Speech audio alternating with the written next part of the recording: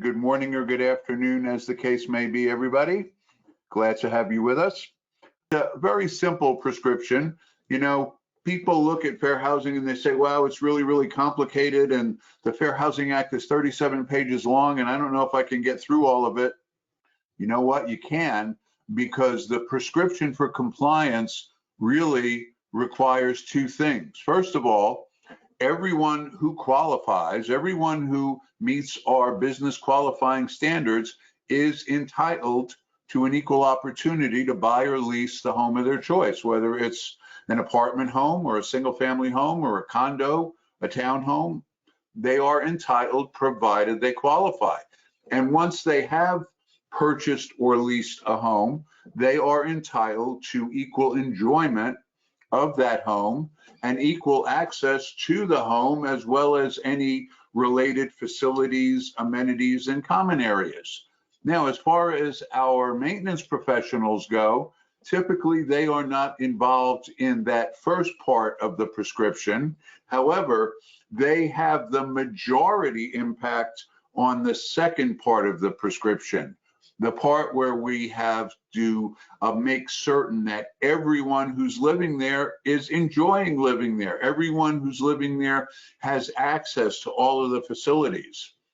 Now, when it comes to fair housing compliance, it's all about how we interact with people, and certain people are protected, certain groups of people. When we talk about the protected categories, oftentimes what will happen is that we'll just say, well, it's a protected class, it's a protected category, and we'll leave it at that. The fact of the matter is that there's a reason certain groups of people are protected. And the reason is that historically, prior to the passage of the Fair Housing Act, they were denied equal opportunity. They were denied equal access. They were denied equal enjoyment of where they live. But I do want to focus on discrimination because there are two types, and both types can get us into trouble. The first type is very obvious. It's when we are treating someone differently because of their membership in a protected class. So I treat one person differently because of their gender or because of their religion or because of their skin color. It's illegal. End of discussion.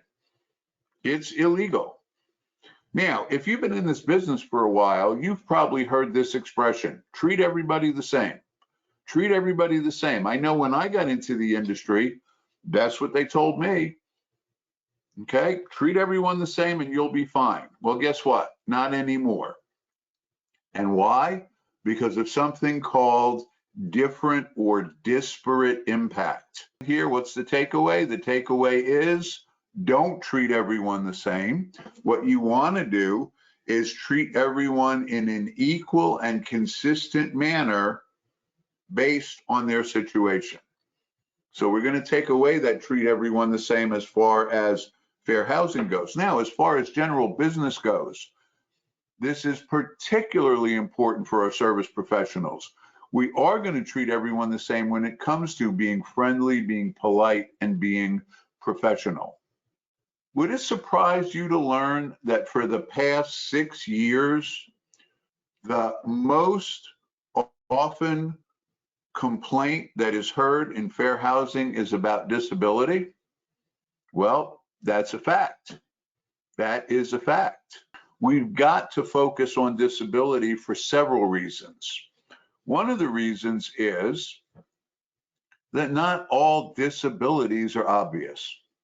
Not all disabilities are visible. And there is a special part of fair housing compliance. As a matter of fact, it only applies to the protected class of disability.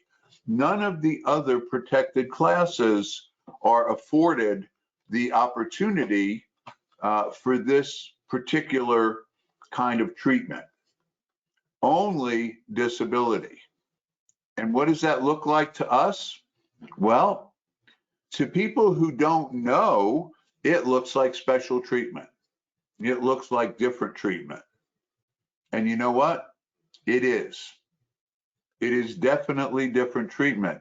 please remember that second part of what our responsibility is: equal access, equal enjoyment.